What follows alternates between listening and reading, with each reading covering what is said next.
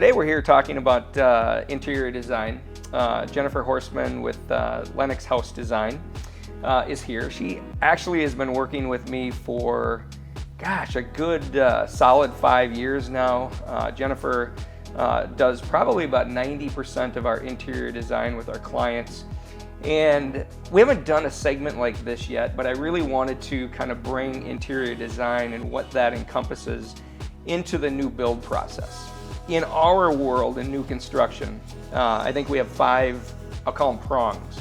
Number 1, we are looking for a really good client. Number 2, we want to work with a good architect.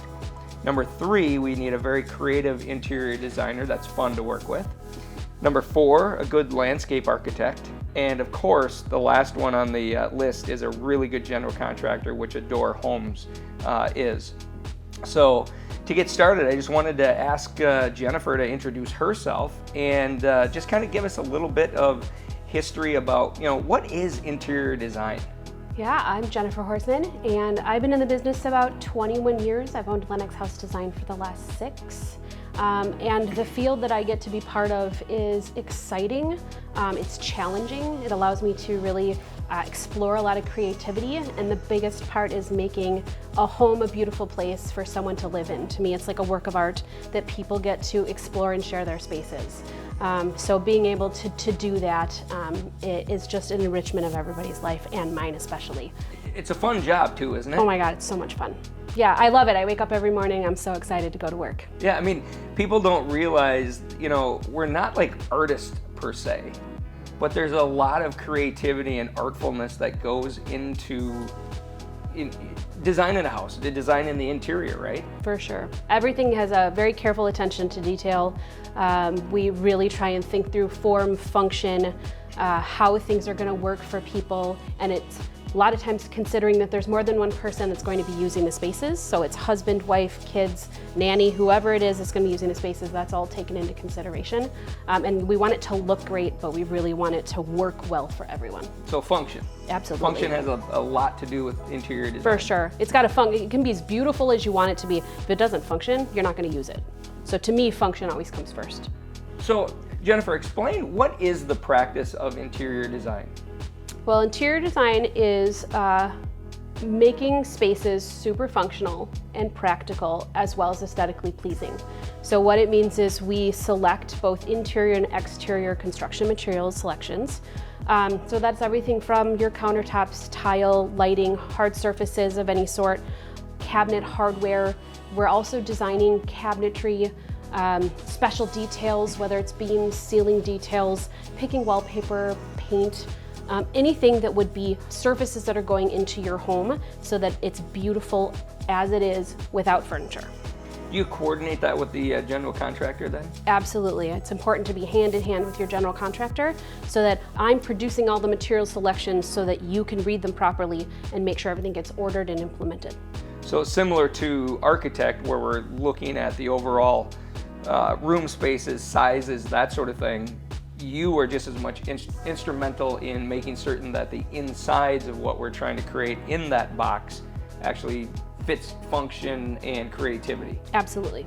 So, other question that I have, an audience might have the same thing, is that, is there a difference between an interior designer and an interior decorator? Yes, yes. Sometimes they can be used simultaneously depending on the background of the person that you're speaking about. An interior decorator generally is someone who is not an educated in interior design person, but that doesn't mean that a decorator can't morph into that with a lot of on-the-job experience.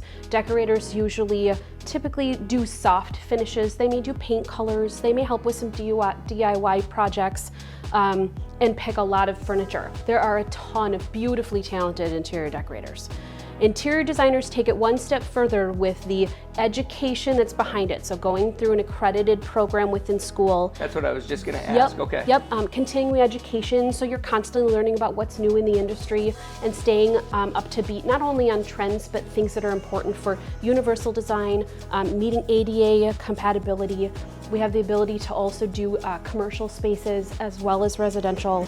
So it really just takes it one step further in the educational portion, as well as technology. So Jennifer, tell me a little bit about you. What is your accreditation? I have 2 bachelor's degrees, one from the University of Minnesota in fine arts. So I have that creative, artistic background. Is that a 4-year degree? It's a 4-year degree. Okay. And then I have another 4-year degree from the Art Institutes International in interior design, so a Bachelor of Science. And then I do continuing education above that, where I have an accreditation through the American Society of Interior Designers and the National Council for Interior Design that it gives me the ability to be accredited within the state. And then I do continuing education every single year. So one of the things that we do in new construction, as I talk about the 5 prongs and bringing in that architect, interior designer, is that we want to bring everybody together as a group to be very collaborative. We want to get everybody together right away so we're all on the same page about what the client's interests are, what we're trying to design, so that when we do start construction, everybody's on the same page. Tell us a little bit about that, Jennifer. Why does that make it an easier process, and why do we want to get the interior designer in early on the process? Well, I think it's important to remember that each prong of the process is coming at it from a different perspective.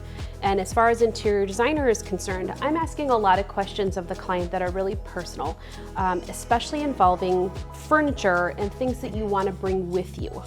So some people have a very clean slate and want all new, and then we kind of can run the gamut. Some people have heirloom pieces that they want to include.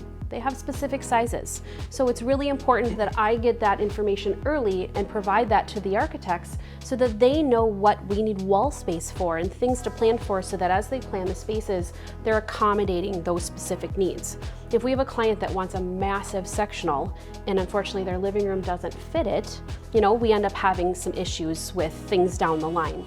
So it's important that we are asking a lot of questions. They share with us their Pinterest and house right away so that we can incorporate some of those things early so that the bidding process goes smoother. We're accounting for things more. So what do you mean they share their Pinterest and house with you? What does that mean? In today's market, everyone is pulling pictures out of the internet and putting them in, whether it's house.com and idea books, Pinterest boards. They're collecting lots of images of things that they find exciting and they want to incorporate. So they share that with you? Absolutely. Okay. I take as much information as possible. I ask lots of questions and details to glean information about what they really love and what they're seeing.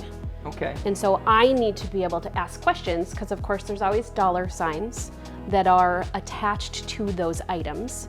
And I want to make sure you see those early so that we can get them included in the bidding process up front. Interesting that you bring that up. As a general contractor's perspective, and even a client perspective when you're building, there's a lot of clients that get a little shocked after they start the process. And the reason they get shocked is because a lot of things that they wanted or wish lists that they wanted weren't included in the initial bid. With an interior designer, it has actually helped us as a general contractor so that the client is actually communicating with everybody as a group. We make certain that we price those into the house so people really understand what they're getting for what they're purchasing. With that, we kind of limit the numbers of change orders and kind of those surprise items because of that collaborative effort between the architect, interior designer, general contractor, and the client. That really does help us. Does it also help you? Yes, it gets the brain going early on, and it allows me to utilize my time really well, because a lot of times when I'm searching for materials and going through different things and looking at showrooms, I'm pulling usually for more than one client. When you say things, what do you mean by things? Tile, countertops, lighting, plumbing, appliances, the things that go in that make up the construction materials of your house. There's a lot of small items that do go into the house. I mean, just even recessed lights and lighting today. Yes. I know you get very involved with that. There's a lot of different can selection sizes for recessed lights, baffles, different Kelvin ratings for what you want as far as illumination in your house. Do you get involved with all that too? I do, yep. I think it's really important in your house to have overlapping lighting of different types, making sure the warmth of the light or coolness of the light is consistent in the home, and making sure that your way patterns, where you're traveling, especially in the evenings, is lit up properly so that you don't have tripping hazards. You light up your staircases, things come on when you come into a room if you want, night lighting for children, that type of thing. I know a lot of people have a hesitancy to hire an interior designer, to get somebody involved, but when they do, in the end, they seem to be very happy, but they have an initial reaction to trusting the system, trusting how everything's going to work. What does that mean in relation to your work? How do you make people feel comfortable with that, and how does that relate to the end product when they actually move in? The very first part would be that we sit down and we need to learn about each other. Trust always comes from spending time and building relationships. And right away, especially with everything that we have at our fingertips on the internet, people generally feel like they can make selections and make their house look great themselves. In a lot of instances, that can be really true, but having the follow through and the process behind it to deliver the material selections to the builder and all of the subcontractors so that it gets done properly is the part that is generally missing with the homeowners that feel they can do it themselves. So, question for you there.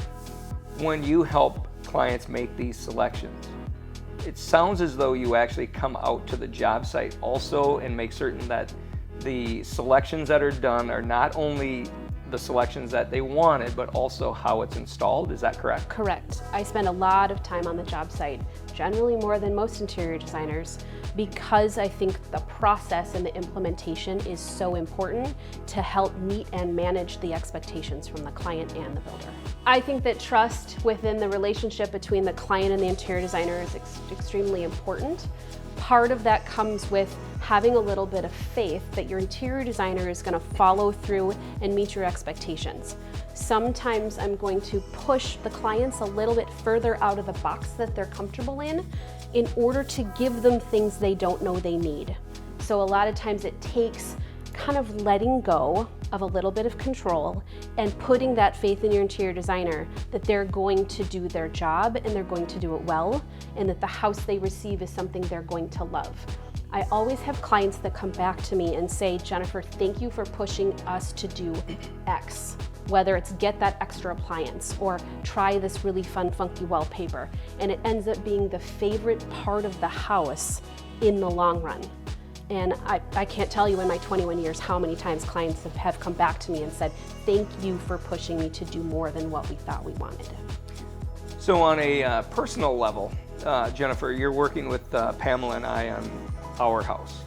And I have to say that this is the first time that I am on the opposite end of control. I have none. And it's actually been a fun process because I can speak candidly to trusting the system and trusting the process. There was a little bit of hesitancy, even as a general contractor sense, because we think we know construction. We think we know what should go into the house. We've had a very good process of working through that and actually trusting that it's all going to come together. At this stage, we're at the painting process of our house, and it's really turning out better than what we thought it was going to turn out. So we're excited to see the end result of it, to be perfectly honest with you, because I think it's going to look exactly how we want it and most likely exceed that. Yeah, and it's been a really fun process doing it with the general contractor, not just a client, since we have a special relationship. And you ask a lot of questions, and you go further than just asking a question. You look at it analytically, and then we talk about it and we go over it multiple times, and you forget things and I remind you and vice versa. So it's a really great play in relationships so that the product is going to come out really beautiful in the end. I know I've already talked about the 5 prongs of a good start. The other thing that's really important is the craftsmen that we use and the trade partners, suppliers that we utilize out there. You know, you're very involved with that aspect of it, of working with those trades and supply partners. You know, how does that help kind of tell the end story? You know, when the house is complete, you know, what goes into that? Well, I really feel that design tells a story. It's the story of the family that's going to be owning the home, and each one of the key players, trades, architect, designer, general contractor, we all are part of the storytellers, kind of bringing the journey along. We each have a very, very special part to play in making this story happen for the family. It's important for us to work hand in hand to each kind of carry our chapter. And I feel like a lot of times I'm the narrator of the story, where I'm the one that kind of carries each little thread, because I'm the you know, the middle of everything. I know the answers for the most part. I can talk to each trade. I have enough information to be, you know, like a little dangerous at times, and just make sure that that story is continuously going along in a very consistent thread. Lots of communication. How do you find new designs? How do you find those innovative trade partners? That's a really good question. So first part, finding new designs, I'm constantly gleaning information from everywhere, from everything I look at, whether it's things online, whether it's movies I'm watching, whether it's magazines, whether it's nature, taking trips, traveling. That's information and creativity is coming from everywhere. So anytime I look at a plan, I just generally have things bursting in my head of excitement of what we can do. And then getting that down on paper so that we can actually get it to the trades to make it is a whole nother story. It's a little challenging at times. And I have some of the trades that, you know, tell me I make them do difficult things. But in the end, everybody gets to try new fun things, and it just makes for a better project. It's interesting that you state that the trades are involved, or you're involved with the trades as much. Do you get on site, you know, do you guys have meetings where, you know, you have millwork people, the cabinet people? Tell us a little bit about that process. We have a really great meeting that's early on that I kind of call the big meeting, where we get together with our flooring person, our cabinet, millwork supplier, millwork installers, you, myself, electricians, anyone that's going to be involved, and we got to play together really well to achieve the effect we want. And we go from room to room, and we talk about how things are going to be returning to each other, how materials are playing together, what's going in, how deep are things, what the fireplace is going to look like. So we make sure that every element of what we're doing is considered up front. So number one, we're ordering material properly. Two, we're pricing it properly for the client. And then giving it forward thinking of little issues or roadblocks that might come up, so that we're all thinking about how we're going to overcome those. Tell us a little bit about how interior designers get compensated. There seems to be a little confusion out there. People really don't understand. Tell us a little bit about the importance of understanding how that all works together in the process. Well, different firms or interior designers will have different fee structures, and it depends on the relationship they have, whether it's the general contractor that's bringing them into the job or the client that's hiring them directly. A lot of times when we're working directly with a general contractor, it will be on either a flat fee or a square footage model.